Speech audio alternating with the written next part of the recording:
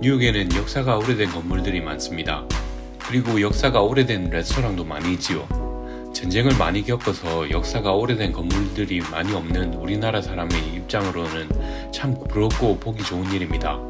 그리고 한편으로는 자부심을 느끼기도 합니다. 전국이 전쟁으로 초토화되고 잿더미였던 50년대부터 시작해서 변화된 지금의 한국을 보세요. 이건 그냥 보통 수준이 넘는 사람들의 집단으로도 절대 해낼 수 없는 기적같은 업적입니다. 국뽕 채널이 아니니까 국뽕은 여기까지 맡기로 하고요.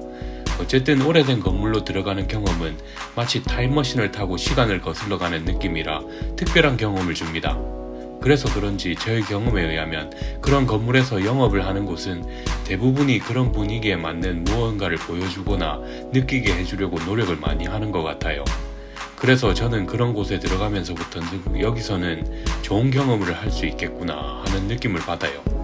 이번에는 역사가 오래된 게이지 앤 톨러라는 한 음식점에서 좋은 경험을 하고 왔습니다.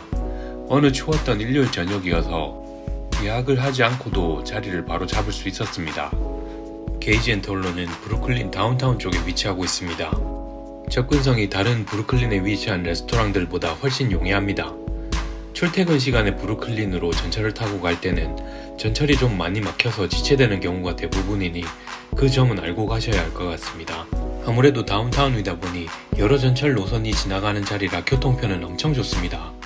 붉은색 2번, 3번, 초록색 4번, 5번, 파란색 A, C, 오렌지색 F, 노란색 R 이렇게 엄청 많은 전철역들이 주변에 위치하고 있습니다.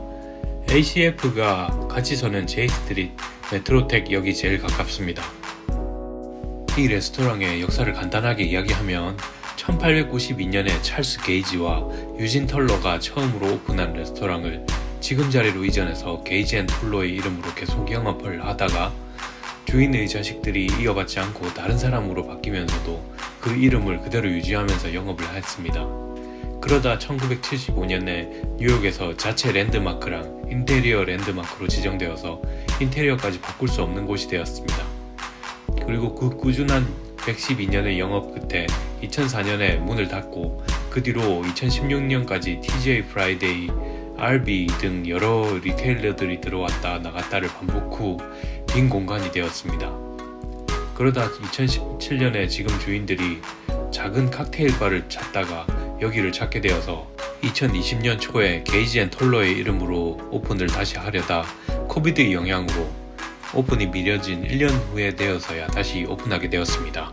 제가 주문한 메뉴는 포크 파파이입니다.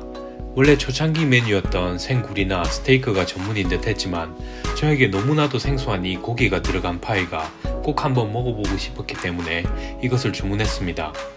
메뉴를 보다 보면 김치란 글자가 보이는데 저기 갔을 당시에는 이 주방장이 한식을 좋아하나 보다 했었는데 알아보니까 3명의 주인 중에 1명이 셰프 출신의 한국 사람이었습니다.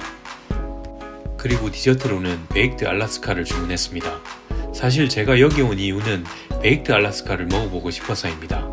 이름도 신기하고 사진을 보니까 생기기도 너무 이뻐서 꼭 먹어보고 싶었어요. 2인분이라길래 엄청 큰가 보다 하고 에피타이저는 일부러 주문하지 않았습니다.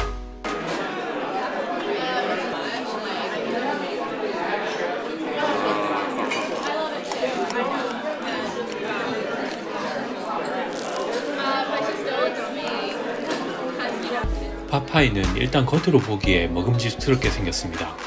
파이 종류가 저만 그런지는 잘 모르겠는데 일단은 보기에는 다 좋습니다. 그리고 처음 파이를 칼로 잘랐을 때 그 바삭한 소리가 군침을 돌게 만듭니다.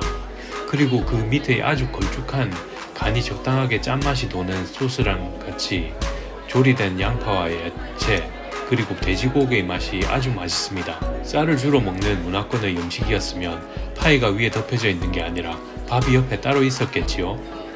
저렇게 바삭바삭하게 잘 구워진 파이랑 같이 먹는 맛도 엄청 조화로운 맛이었습니다. 성격이 엄청 다른 2명의 친구가 게임을 합니다. 한 명이 순간 판단력이나 행동력이 뛰어나서 공격을 잘하는 친구고 다른 한 명은 성격이 좀 느긋느긋하고 생각을 넓게 하는 수비 위주로 하는 친구라서 평소에는 만날 한 명이 와라라라 막 이러면서 뭐라 하고 다른 한 명은 뭐라 해서 안 노? 아이고 참 조용해라 이러면서 티격태격하고 그러면서도 게임을 하며 승부를 가르는 결정적인 순간마다 서로를 잘 지원해주면서 게임을 승리로 이끌어 나가는 그런 느낌입니다. 그런 느낌 아시죠? 서로가 잘 안 맞는 듯 하면서도 어떤 결정적인 순간에는 아주 잘 맞아떨어지는 그런 친구 가지고 있거나 친구들 무리에 꼭 그런 애들 있잖아요. 아주 맛있게 잘 먹었습니다. 이것이 그 대망의 베이크드 알라스카입니다. 무지게 생겼죠? 나 무지다 무지 이래 이쁘게 생겼노. 나 진짜 엄마야 반에 뿌리 따이. 와 진짜 대망의 첫 입입니다.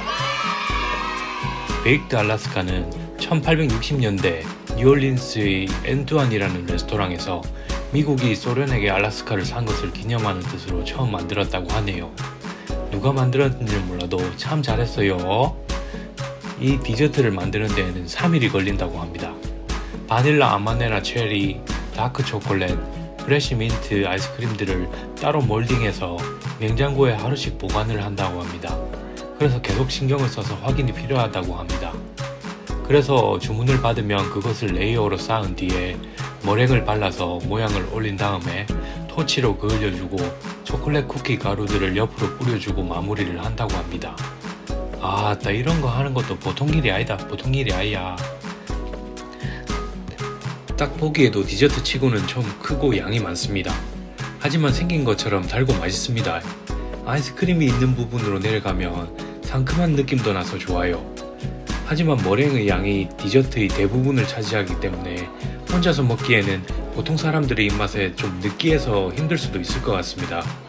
저도 먹으면서 이거 머랭이 좀 많다 이런 생각이 좀 들었습니다. 양도 양이지만 하얀 머랭크림과 아이스크림의 조화가 보통 사람이 먹기에는 딱 2명이나 3명이서 먹으면 적당할 만한 밸런스입니다. 패스트리 셰프가 그러는데 사람에 따라서는 4인분도 가능하다고 합니다. 이걸 4명이서 먹는 거 단 걸 도대체 얼마나 안 먹는 사람인고? 와 아이고야. 아무튼 그래서 메뉴에 2인분이라고 적어 나왔네요. 그래도 눈과 입을 엄청나게 호강시켜주는 디저트임에는 틀림이 없습니다. 저는 아주 만족했어요. 엄청나게 잘 먹었습니다. 오늘은 왠지 모르게 커피도 한잔 했습니다. 머랭의 조금은 느끼한 입맛을 부드럽게 날려주는군요. 자, 다들 기분 좋은 나날들 되시고요. 감사합니다. 안녕.